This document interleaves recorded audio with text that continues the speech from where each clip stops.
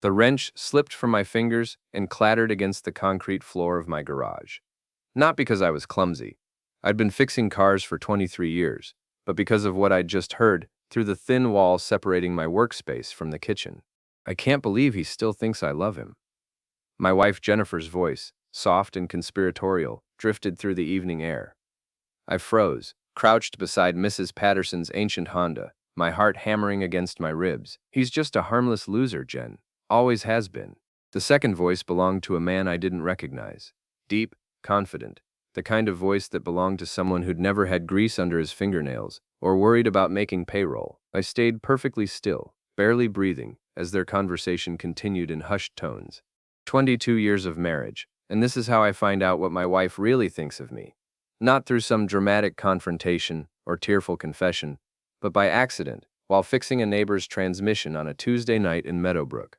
The town had seen better days. Hell, it had seen better decades. What used to be a thriving manufacturing hub had slowly transformed into one of those places people drove through on their way to somewhere more important. The kind of place where everyone knew everyone else's business, where secrets spread faster than gossip at Marge's diner, and where a man like me, honest, hard-working, naive, was apparently considered a joke. I'm Jake Morrison, 45 years old, owner of Morrison's Auto Repair. I built this business from nothing, working 16-hour days, treating every customer like family, believing that integrity and hard work would eventually pay off. My father taught me that a man's word was his bond, that you treated your wife like a queen and your children like treasures. Apparently, my father was wrong about a lot of things. The voices in the kitchen had moved closer to the window. I could hear Jennifer giggling, actually giggling, like some teenager with her first crush. The sound made my stomach turn. "When are you going to tell him?" the man asked. "Soon. I just need to figure out the logistics. The garage, the house, custody of Emma. I want to make sure I get what I deserve after all these years, what she deserves. After all these years of me working my tail off to give her everything she wanted. The nice house on Maple Street with the white picket fence she insisted on. The new car every 3 years. The family vacations to places I couldn't afford, but charged to credit cards anyway, because seeing her smile used to be worth the financial stress." I heard chairs scraping against the kitchen floor. They were getting up, probably moving to the living room. I waited another few minutes before quietly making my way to the side window, staying low, keeping to the shadows. Through the gauze curtains, I could see them clearly now. Jennifer, my wife of 22 years, was curled up on our couch next to a man I'd never seen before.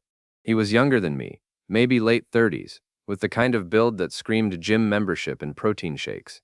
His hair was perfectly styled, his clothes expensive. Everything about him was the opposite of me. He had his arm around her shoulders, and she was looking up at him with an expression I hadn't seen directed at me in years. Maybe ever. Pure adoration, the kind of look that used to make me believe I was the luckiest man alive. "Jake's working late again," she said, running her fingers along his chest. "He always works late. Sometimes I think he loves that garage more than he loves me. Can you blame him?" the man replied with a smirk. "If I had to come home to—" He didn't finish the sentence, but they both laughed. The sound cut through me like a rusty blade. I'd heard enough. More than enough. I backed away from the window, my mind racing, my hands shaking with rage and humiliation. 22 years. 22 years of thinking I was building something meaningful, something lasting. 22 years of believing that love and loyalty mattered. I made it back to the garage without being detected. But I couldn't focus on the Honda anymore. Mrs. Patterson would have to wait until tomorrow. Right now, I needed to think. I needed to figure out what the hell I was going to do with this information. The smart thing would be to confront Jennifer directly, ask her who he was, how long this had been going on, whether our marriage meant anything to her at all. The smart thing would be to suggest counseling, to fight for what we'd built together. But as I sat there in my garage, surrounded by the tools and equipment that represented everything I'd worked for, I realized I didn't want to be smart anymore. I was tired of being the good guy, the understanding husband, the man who always did the right thing even when everyone else was playing by different rules. If Jennifer wanted to treat me like a harmless loser, maybe it was time to show her just how wrong she was. The next morning started like any other. Jennifer made coffee, scrolled through her phone, and gave me the same distracted peck on the cheek she'd been giving me for the past 5 years. But now I noticed things I'd been blind to before. The way she angled her phone away from me when she typed. The extra care she'd been taking with her appearance lately. The new workout clothes, the expensive perfume, the subtle changes that I'd attributed to a midlife confidence boost. I'd been such an idiot. "I'll be late tonight," she said, not looking up from her screen. Team building event at the office. Jennifer worked as a manager at Hartwell Insurance, one of the few businesses in Meadowbrook that was actually thriving. She'd climbed the corporate ladder steadily over the years, and I'd been proud of her success. Now I wondered how much of her success involved after-hours activities that had nothing to do with insurance policies. "Another team-building event?" I asked, keeping my voice neutral. "Seems like you've had a lot of those lately." She finally looked up, and for just a moment, I saw something flicker in her eyes. Guilt? Annoyance? It was gone before I could be sure. "It's a competitive industry, Jake. You wouldn't understand. You wouldn't understand." There it was again, that subtle condescension that I'd been ignoring for years. The implication that I was too simple, too blue-collar, too limited to grasp the complexities of her professional world. "Right," I said. "Well, have fun with your team." After she left for work, I did something I'd never done in 22 years of marriage. I searched through her things. It didn't take long to find what I was looking for. Hidden in her gym bag, tucked inside a pocket I would never have thought to check, was a second phone. A cheap burner phone that she'd been keeping secret. My hands trembled as I scrolled through the messages. Months of conversations, going back to early spring. Photos I couldn't bear to look at for more than a few seconds. Plans for meetings at hotels I recognized from the nicer part of town. And a name. Brad Connolly. Brad Connolly. I knew that name. He was the new personal trainer at Elite Fitness, the upscale gym that had opened last year on the other side of town. Jennifer had joined shortly after, claiming she needed to get back in shape, that she wanted to feel good about herself again. I'd encouraged her, even paid for the expensive membership, thinking it would make her happy. The messages painted a clear picture. This wasn't some recent fling or moment of weakness. This was a full-blown affair, complete with declarations of love and detailed plans for a future that didn't include me. They talked about my business like it was some quaint hobby, about our house like it was already theirs to divide up, about our daughter Emma like she was a minor inconvenience to work around. But the message that hit me hardest was from just 2 days ago. "Jake's so clueless. Sometimes I feel bad for him, but then I remember how boring our life is, and I get over it. Can't wait until this is all over and we can be together for real." Brad's response. "He seems harmless enough. Probably won't even put up a fight when you serve him papers. Guys like that never do. Guys like that. Harmless, clueless, boring." Ugh. I sat in our bedroom, holding the evidence of my wife's betrayal, and felt something shift inside me. The hurt was still there, raw and overwhelming, but it was being joined by something else, something colder and more focused. They thought I was harmless. They thought I would just roll over and accept whatever they decided to dish out. They had no idea who they were dealing with. I put the phone back exactly where I'd found it and went to work. But instead of opening the garage, I drove across town to Elite Fitness. I needed to see this Brad Connolly for myself, needed to understand what kind of man my wife had chosen over me. The gym was everything I'd expected. Gleaming equipment, motivational posters, the kind of place where people went to be seen as much as to work out. I paid for a day pass and wandered around, looking for my target. I found him in the free weights section, working with a client who was clearly more interested in his attention than his fitness advice. Brad Connolly was exactly what I'd pictured from his voice. Tall, muscular, perfectly groomed. The kind of man who'd never had to worry about making rent or fixing his own car or wondering whether his business would survive another slow month. He was also younger than I'd realized. Probably 38, maybe 39. Young enough to make Jennifer feel like she was recapturing her youth. Old enough to seem sophisticated compared to the college boys Emma brought home from school. I watched him for an hour, learning his routine, his mannerisms, his interactions with other gym members. He was charming, I'd give him that. Confident without being obviously arrogant, attentive without being pushy. I could see why Jennifer had fallen for him. But I also noticed other things. The expensive watch that didn't match his trainer's salary. The way he checked his phone constantly, always looking slightly stressed when he thought no one was watching. The hushed conversation he had with another trainer about temporary cash flow problems. Interesting. Mr. Perfect wasn't quite as perfect as he appeared. I left the gym with more questions than answers, but also with the beginning of a plan. If Jennifer and Brad wanted to play games, I was more than happy to join in. But they were about to learn that underestimating Jake Morrison was a mistake they'd regret for a very long time. That evening, I waited. Jennifer came home at nearly midnight, claiming the team-building event had run late, apologizing with the kind of elaborate detail that screamed deception. She smelled like cologne, not mine, and her hair was mussed in a way that had nothing to do with trust falls or corporate icebreakers. "How is your team building?" I asked from the couch, not bothering to turn around. "Oh, you know how these things are. Lots of boring presentations, networking, that sort of thing." She was already heading toward the stairs, clearly eager to end the conversation. "Sounds riveting. I'm sure Brad from the gym would have found it fascinating." She froze halfway up the staircase. For a long moment, the house was completely silent, except for the ticking of the grandfather clock in the hallway. "I don't know what you mean," she said finally, but her voice had changed. Higher, tighter, defensive. "Don't you? I could have sworn I heard you mention that name the other night. Must have been mistaken." She turned to look at me then, and I saw the calculation in her eyes. She was trying to figure out how much I knew, how much I suspected, whether this was a genuine threat or just a coincidence. "I think you're confused, Jake. Maybe you should get some rest." "Maybe I should." She hurried upstairs, and I heard the bedroom door close with more force than necessary. A few minutes later, I heard the shower running, washing away the evidence, no doubt.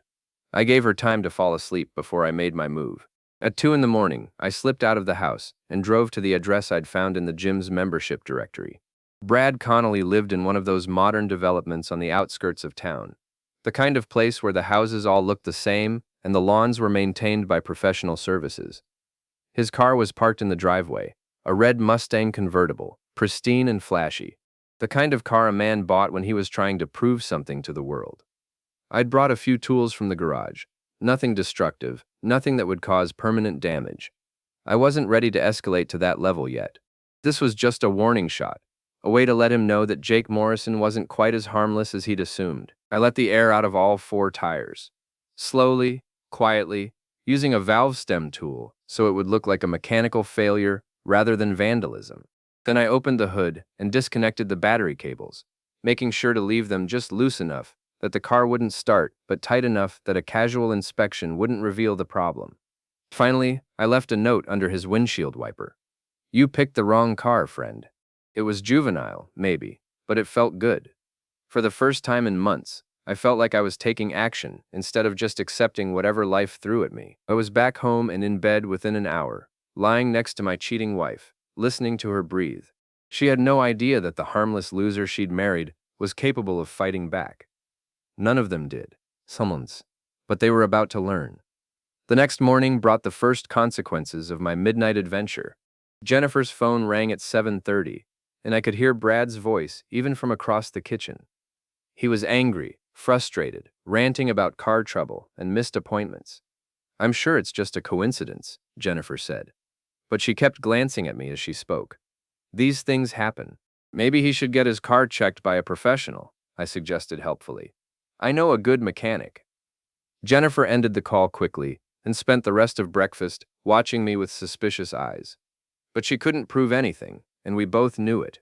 The real test came that afternoon, when Mrs. Patterson stopped by the garage to pick up her Honda. "Strangest thing," she said as I handed her the keys. "I was walking Buster last night around midnight, and I could have sworn I saw someone who looked just like you driving past the Willowbrook development. But that can't be right, can it? What would you be doing over there at that hour?" Mrs. Patterson was 73 years old and had lived in Meadowbrook her entire life. She knew everyone and everything that happened in town, and she had a memory like a steel trap. She was also one of Jennifer's regular customers at the insurance office, and I knew this information would make its way back to my wife within hours. "Must have been someone else," I said calmly. "I was home in bed by 10 o'clock. You can ask Jennifer." Patterson's knowing smile told me she wasn't buying it, and more importantly, she wasn't going to keep it to herself. Sure enough, Jennifer confronted me that evening. "Mrs. Patterson seems to think she saw you driving around Willowbrook last night." Mrs. Patterson is 73 years old and half blind. She probably saw a raccoon and thought it was me.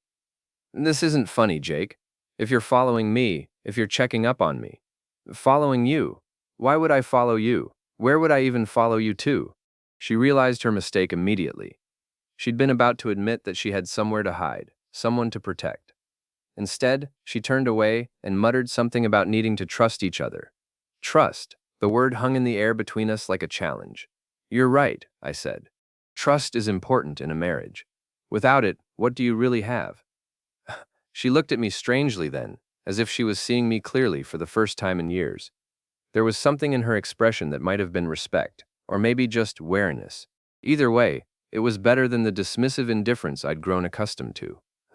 That night, she made an excuse to sleep in the guest room. I'm coming down with something, she claimed. Don't want to get you sick. But I knew the real reason. For the first time in our marriage, Jennifer Morrison was afraid of her harmless, boring husband. And frankly, she should be. Emma came home from college that weekend, and I got my first real look at how deep the poison had spread through my family. My daughter, who used to be Daddy's little girl, who used to brag about her father the mechanic who could fix anything, now looked at me with barely concealed contempt. Mom says you've been acting weird lately, she announced over Saturday morning breakfast, not even bothering with pleasantries.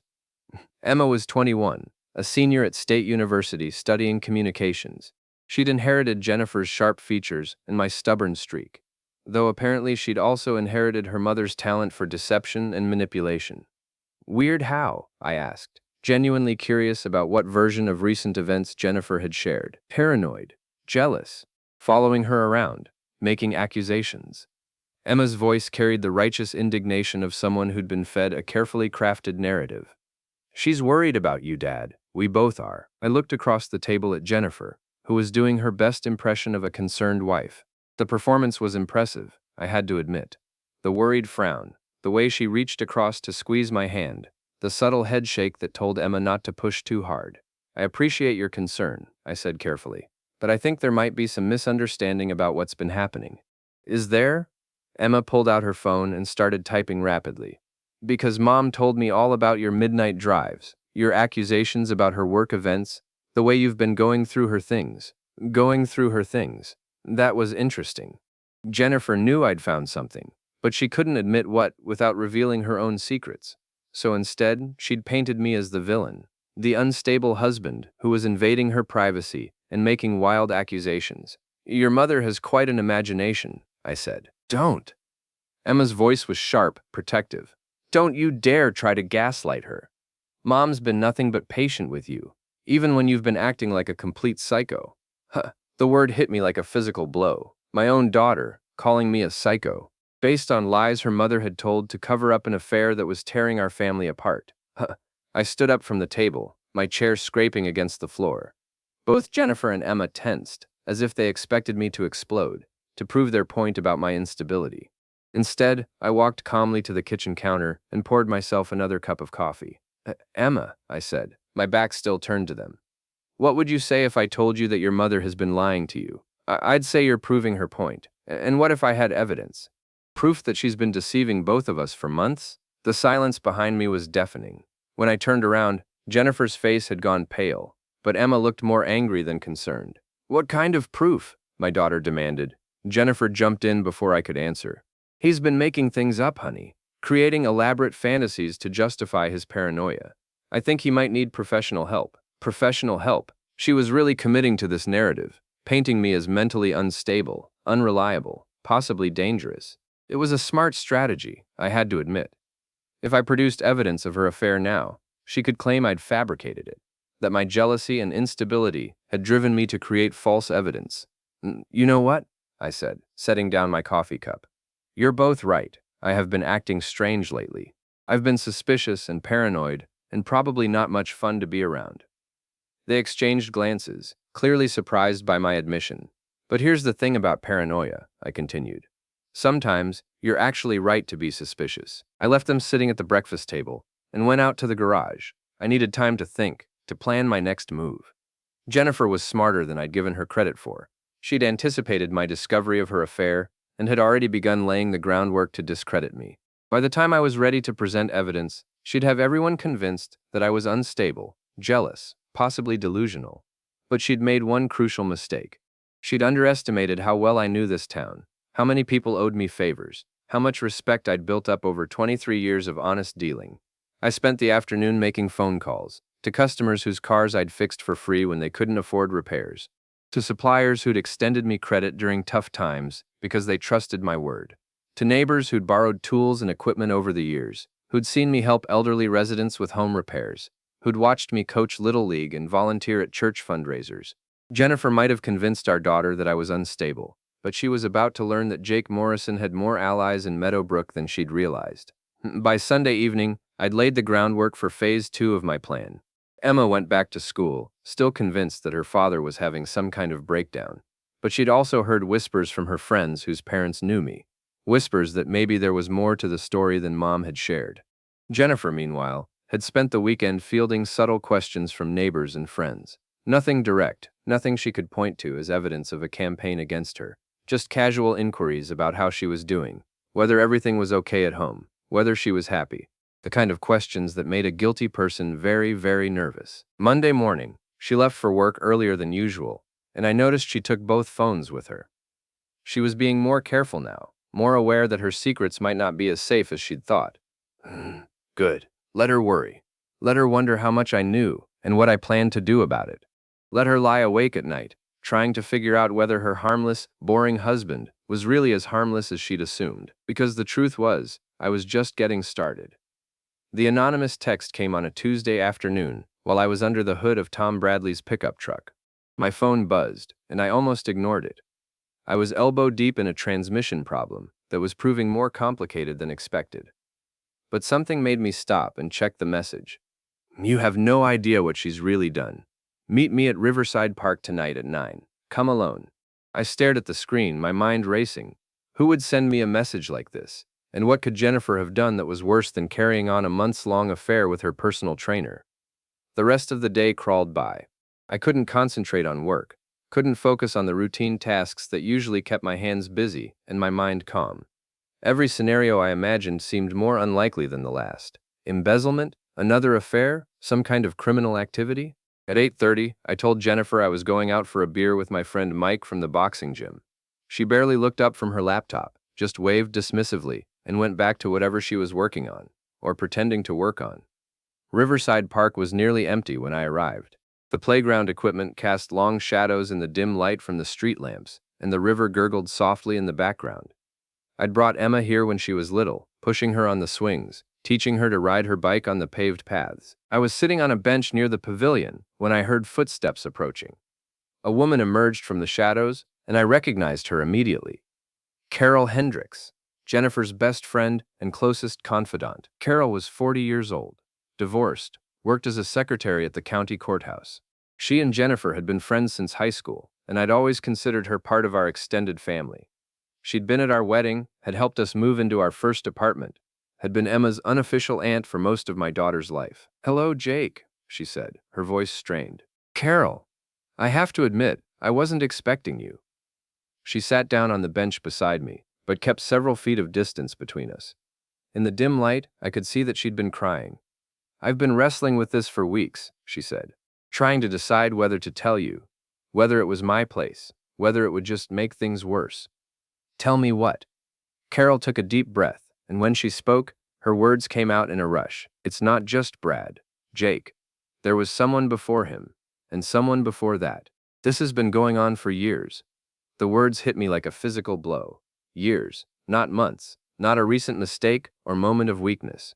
Years of deception, years of me being the clueless husband who worked late while his wife entertained other men in our home. "How many?" I asked, surprised by how calm my voice sounded. "I don't know exactly.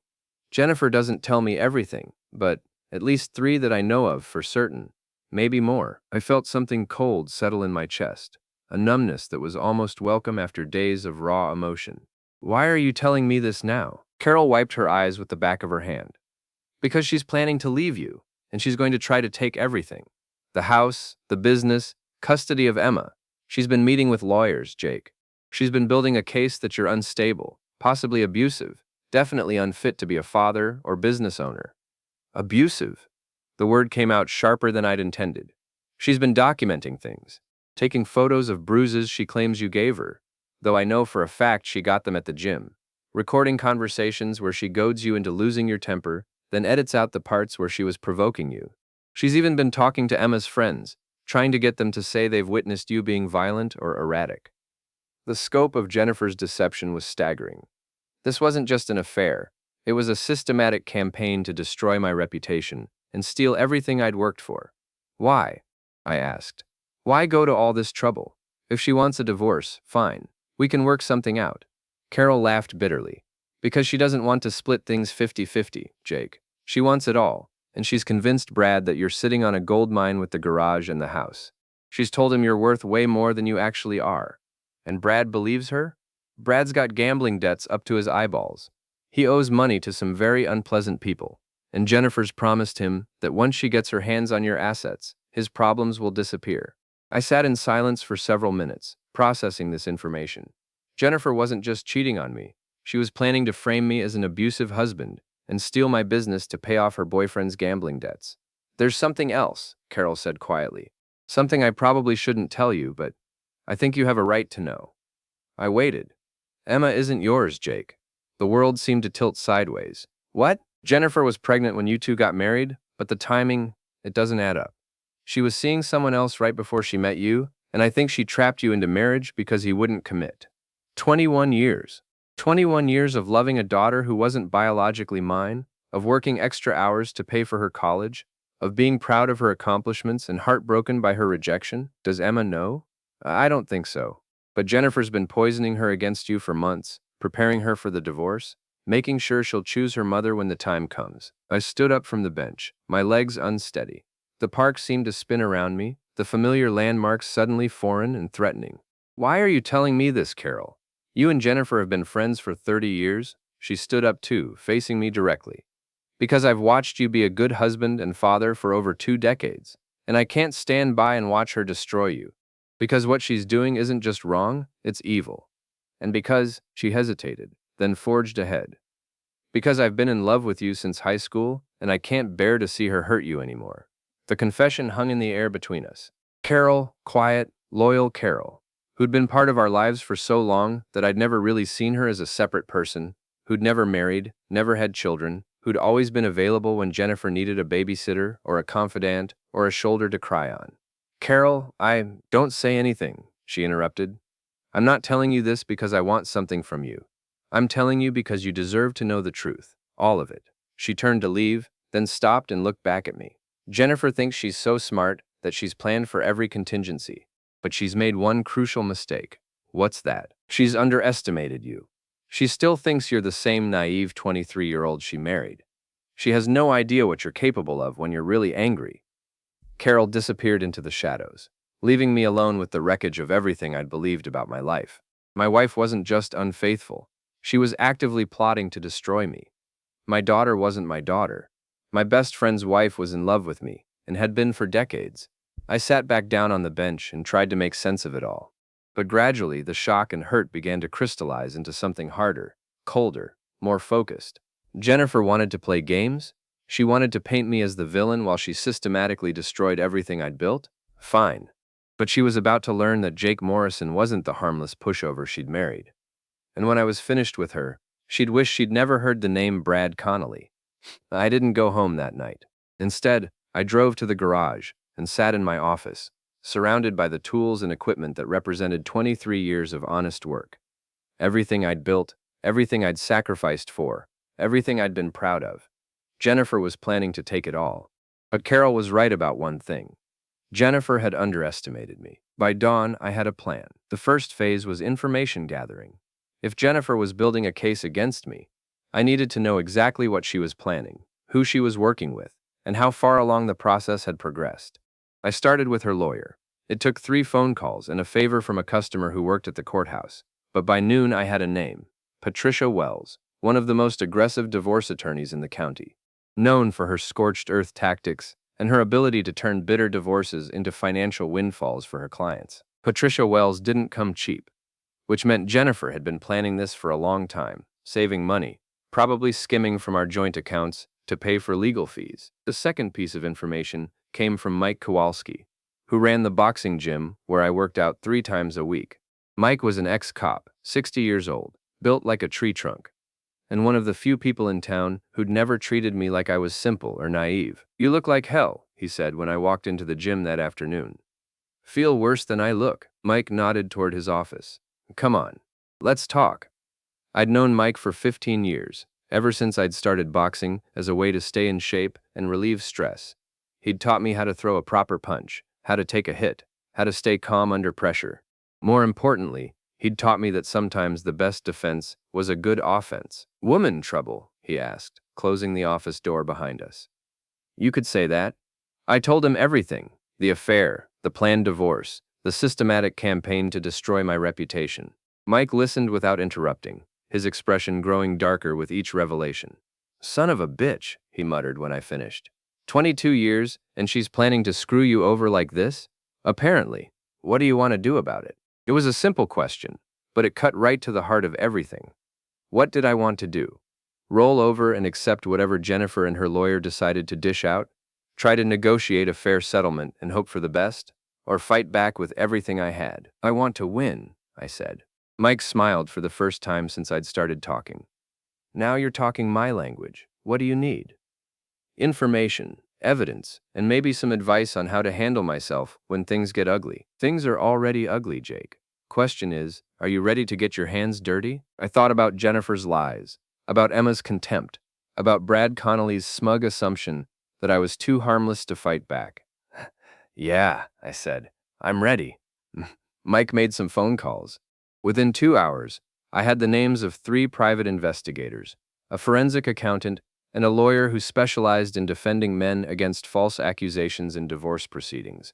But the most valuable information came from an unexpected source: Mike's nephew, Danny, who worked as a bartender at the upscale hotel where Jennifer and Brad had been meeting. "I remember them," Danny said when Mike showed him photos from Jennifer's social media. "They've been coming in every Thursday for months. Always the same routine. Dinner at the restaurant, drinks at the bar, then upstairs to room 412. She pays for everything with a credit card. Credit card records, hotel security footage, witness testimony. The kind of evidence that would be very difficult for Jennifer to explain away or claim I'd fabricated." By